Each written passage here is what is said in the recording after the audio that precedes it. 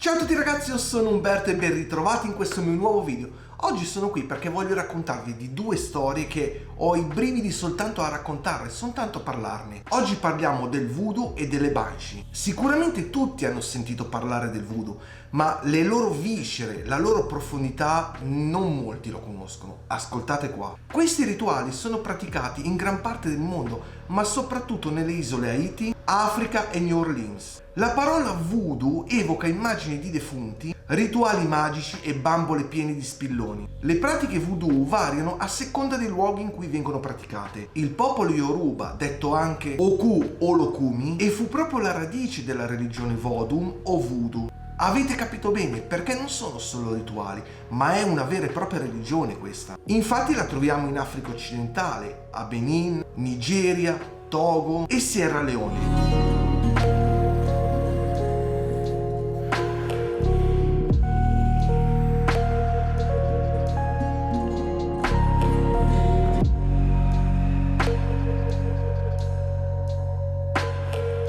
La popolazione degli Yoruba era formata principalmente da schiavi, ma non schiavi a caso, schiavi importati appunto per mischiare la loro religione con le loro credenze cattoliche degli abitanti francesi locali, dando origine nell'isola di Haiti ad una religione ibrida. Il voodoo o voodoo, chiamate anche perché sono diverse religioni, Vodun, Vodou e Sevi-LVA nel XVIII secolo e nel XIX. I fondamenti di questa religione sono quelli della religione Yoruba ed il termine Vodun significa spirito. La religione Vodun fa parte della cosiddetta magia nera, che è la cosiddetta magia per colpire delle persone antipatiche, sgradevoli o comunque persone che ci hanno fatto del male e che ce l'abbiamo con loro. Anche se sinceramente c'è chi sostiene esattamente il contrario, ovvero che questa religione faccia parte della magia bianca e che solo gli stregoni cosiddetti cattivi, come ad esempio i Bokor, siano coloro che utilizzano il lato oscuro di questi rituali per operare negativamente. Un tempio Vodun, detto Humfort, mostra al suo centro un altare decorato con candele ed altri oggetti sacri dove Dio e gli spiriti comunicano con noi esseri umani. Nella religione Vodun sono adorati numerosi spiriti che sono indicati con il termine Loa, ovvero mistero, e questi spiriti sono invocati e nutriti durante i rituali voodoo e vi è ovviamente la credenza di forze sovrannaturali non solo dei defunti ma anche di piante e di oggetti. I rituali voodoo vengono celebrati in varie occasioni come nascite, morti o matrimoni o per chiedere aiuto agli spiriti del Loa e mantenerlo tra virgolette felice e nutrirlo appunto attraverso questi rituali.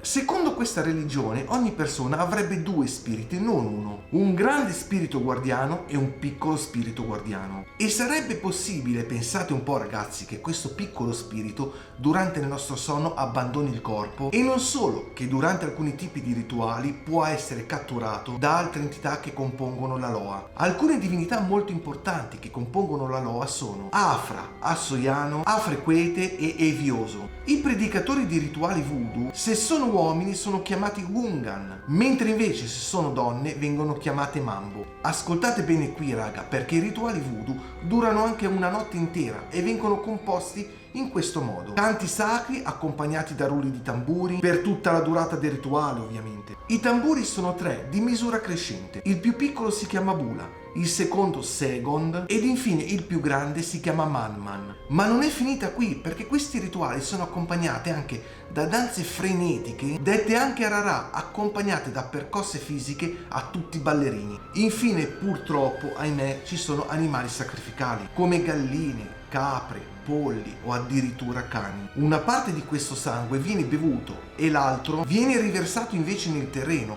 e serve per nutrire il Loa, come i superalcolici che hanno praticamente la stessa funzione. Ma ragazzi, però fermiamoci un attimo, perché la domanda sorge spontanea: se veramente i superalcolici hanno la stessa funzione, perché sacrificare degli animali e non utilizzare direttamente i superalcolici? Comunque andiamo avanti, perché ogni Loa ha un particolare tipo di suono effettuato con i tamburi, uno specifico animale sacrificale e danza. Pensate che durante uno di questi rituali un ballerino può cadere in trance, con convulsioni, tremori, posseduto dallo spirito del Loa. E sapete perché? Perché serve a comunicare con tutto il villaggio attraverso il corpo del ballerino. Le trance di questi ballerini durano ore e talvolta, pensate un po', anche giorni interi. Ma passiamo ora alle bambole voodoo. Cosa sono? A cosa servono? Molto conosciuta e molto utilizzata nei rituali voodoo è una bambola chiamata Dagida o Dagida, non so come si chiami sinceramente, comunque ha questo nome molto particolare, che è assolutamente indispensabile per i rituali d'odio, in cui viene immersa in olio o aceto bollente, fatta sciogliere nel fuoco e riempita di spilloni. Ma non è usata solo nei rituali d'odio, ragazzi,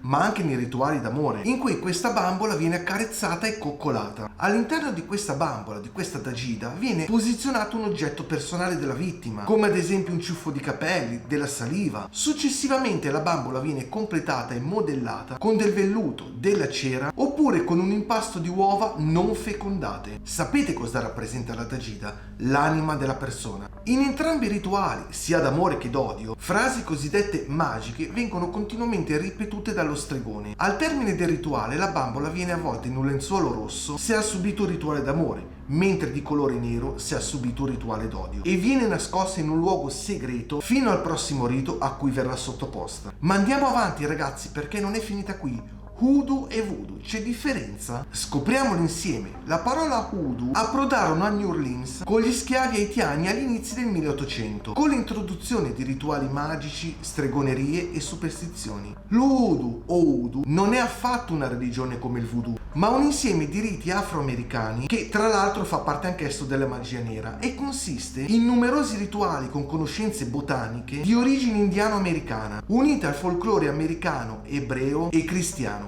L'origine della parola hoodoo è probabilmente africana e risale al 1981, mentre invece la parola hoodooism è soltanto un sinonimo, caduto ormai in disuso. C'è chi sostiene che voodoo e hoodoo siano la stessa cosa e che il termine voodoo in realtà indichi praticamente la stessa identica cosa. Ma tutto ciò è altamente improbabile dal momento che il voodoo è una religione e nelle religioni in cui viene praticata come la Louisiana, questi due termini indicano in realtà due cose completamente opposte, separate fra di loro, e l'hoodoo non è comunque un credo. Probabilmente questi due termini, voodoo e hoodoo, hanno una radice comune: gli schiavi di Haiti. Il simbolo dell'hoodoo, l'oggetto più utilizzato, è il sacchetto chiamato mojo, un normalissimo sacchettino di flanella con al suo interno erbe, radici, monete, ma persino a volte addirittura anche calamite e altri vari oggetti magici che servono appunto per creare le pozioni. L'obiettivo dell'hoodoo è quello di migliorare la vita umana, la nostra vita quotidiana insomma, con scopi quasi medici, grazie all'azione di forze sovrannaturali che agiscono principalmente sull'amore, sulla salute e sulla classica routine lavorativa. Nell'hoodoo sono utilizzate parti di animali, ma addirittura anche parti del corpo di persone, come sangue, unghie, capelli e non solo, ma anche urina. Poi vi sono oggetti come candele, incenso, olio e polveri varie utilizzate appunto per questi intrugli. Ragazzi, mettete nei commenti voi cosa ne pensate di tutto quello che vi ho raccontato adesso e mi raccomando, iscrivetevi al canale, attivate tutte le campanelline, commentate e condividete questo video. Ma andiamo avanti perché non è finita qua. Chi di voi ha mai sentito parlare delle Banshee? Dal gaelico Bin Sin, che vuol dire donna fatata, appare nella tradizione celtica piangente e sofferente, e non solo ma anche solitaria, come se fosse la trasposizione della donna che patisce i dolori sofferti in occasione del defunto guerriero. Il suo acuto, il suo pianto, i suoi gemiti vengono anche definiti keening. La parola inglese keen viene definita dagli irlandesi caoinid, lamento, ma state tranquilli perché non c'è nessuna disgrazia o cattiveria nella sua presenza, a meno che lei non sia vista nell'atto di piangere, atto inesorabile. Il gemito di una banshee o banshee trapassa una notte ed è una nota che sorge e precipita come le onde del mare e preannuncia sempre la cessazione di un individuo. È una, chiamiamola, fata solitaria che piange e preavvisa solamente le migliori famiglie d'Irlanda, quelle con lignaggi celtici e molto antichi, quelli con cui i nomi cominciano con Mac oppure O, la cui origine è datata dal tempo degli eroi irlandesi. La Banshee ama le vecchie famiglie con fiera e meticolosa cura. Quando un membro della dorata stirpe sta arrivando alla sua fine, lei incede su per le colline scure verso quella casa. Si contrappone bruscamente tra le tenebre della notte e la sua figura bianca emerge con capelli di colore bianco argentato e non solo, ma grondante abbondante di terra ed un mantello lungo grigio-bianco composto da ragnatele che si avvinghia al suo corpo, molto sottile e molto alto. Il suo viso è pallido e i suoi occhi sono rossi da secoli di pianti. Ma questo non è l'unico motivo per cui appare una Banshee. In altri momenti, in altre situazioni, lei è considerata una bellissima ragazza con capelli lunghi rosso-dorati che indossa una sorta di manto verde provvisto di una spilla d'oro di origine irlandese. A volte invece compare anche dal buio, improvvisamente, e avvolta come da un mantello di nebbia. Pensate che alcuni la chiamano la signora bianca del dolore o addirittura signora della morte, ma lei in realtà è una donna della pace e dello spirito dell'aria. Nonostante i suoi lamenti, lei è in qualche modo rispettata come la pace, ecco. Non vista, questo spirito frequenta i funerali in memoria del suo guerriero ormai defunto, anche se qualche volta comunque i suoi lamenti possono comunque essere uditi, mescolandosi con i pianti, il dolore e la sofferenza di tutti gli ospiti presenti in quel funerale. Pensate che ogni Banshee ha la propria famiglia. Con amore lei segue l'antica stirpe attraverso l'oceano in terre molto lontane, molto distanti. I suoi gemiti o lamenti funebri possono essere sentiti in America e in Inghilterra e dovunque i veri irlandesi hanno stabilito la propria residenza. Ma come loro non dimenticano mai i legami di sangue, allo stesso modo lei. Il suo nome corrisponde a quello meno comune, ovvero Farshi, che è un folletto di sesso maschile. La Banshee è spesso associata a spiriti di famiglia che vengono ereditati di generazione in generazione come se fosse a tutti gli effetti un componente del DNA. Tra loro una è conosciuta come uno spirito buono e il suo nome è Clina, che a suo tempo fu una principessa irlandese, poi una divinità del Munster e attualmente è una Sheukwe, menzionata dal più importante cultore di antichità irlandese, William Butler Yeats. È diffusa la convinzione che quando una Banshee lancia un urlo di trionfo non sia un vero e proprio spiritello, ma bensì lo spettro di qualcuno che ha subito dei torti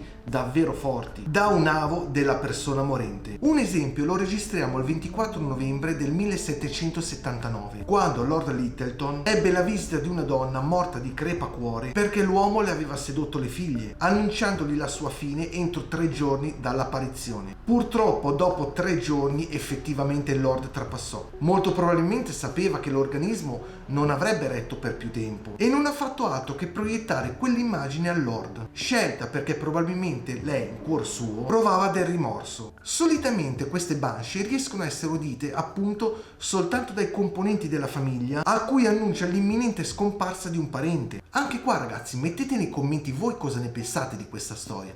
Io nel frattempo vi saluto e ci vediamo prestissimo nel nostro prossimo video.